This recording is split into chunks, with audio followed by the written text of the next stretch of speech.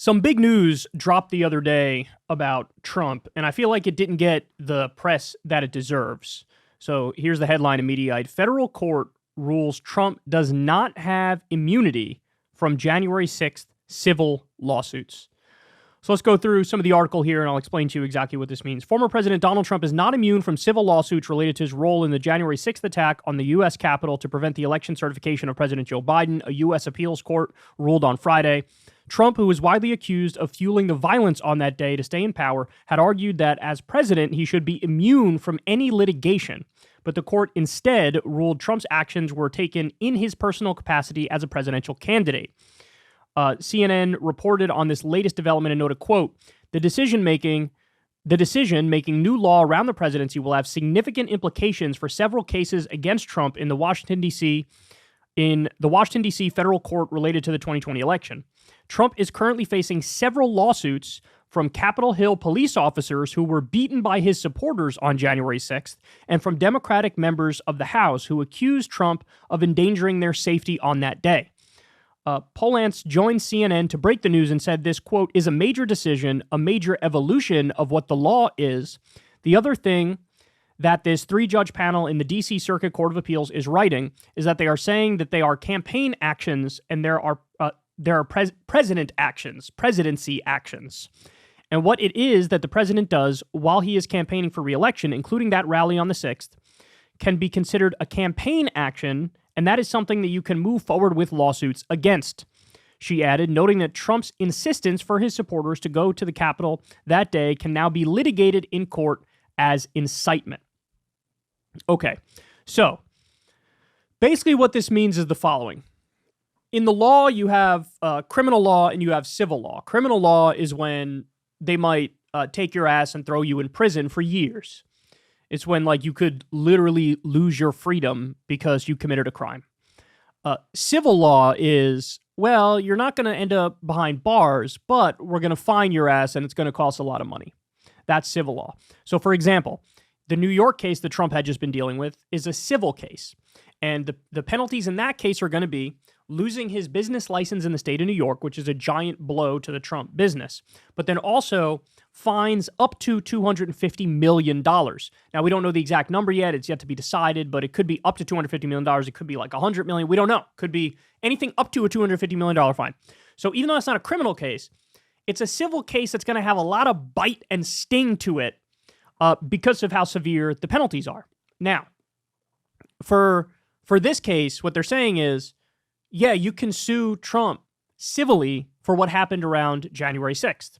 And look, you don't even need, like, I don't know how many cases there are, but let's just say for argument's sake, there's going to be 7 cases against Trump over January 6th.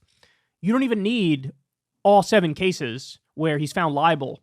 All you need is like 2 or 1.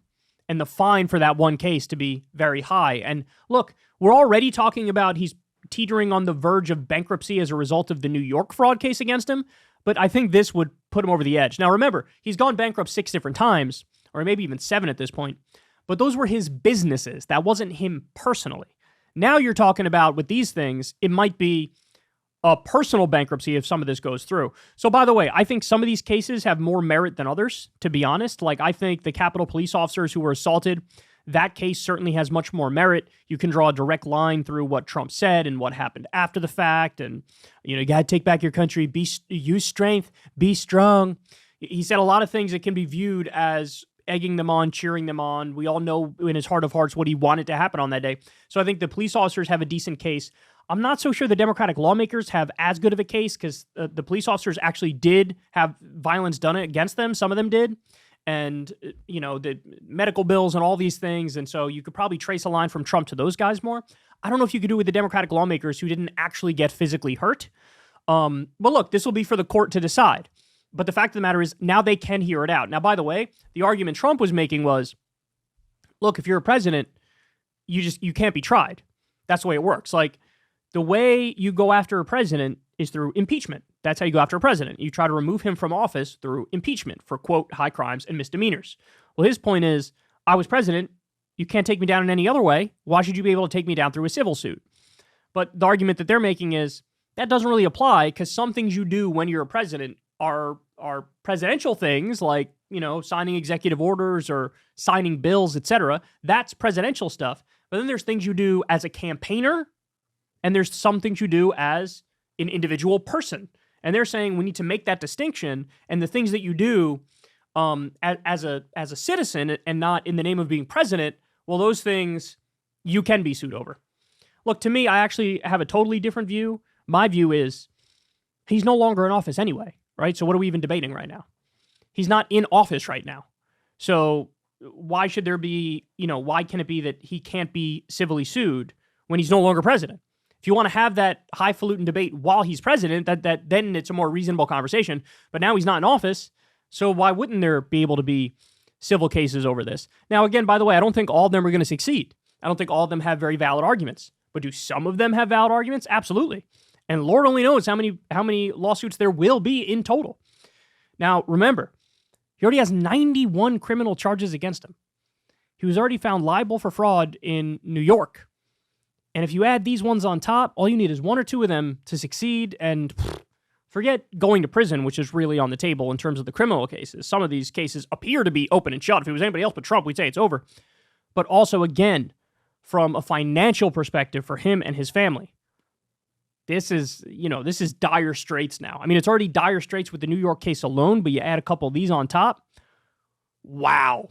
And it's real serious. It's real serious. By the way, final point, how sad is it that Joe Biden is down in the average of polls to this guy? I mean, it really just shows you how much Joe Biden is messing up to be down to this guy who's got 91 criminal charges, was just found liable for fraud. Now there's going to be other civil cases over January 6th stuff. Like, he's got more legal problems than maybe anybody in the entire country, and he's beating Joe Biden.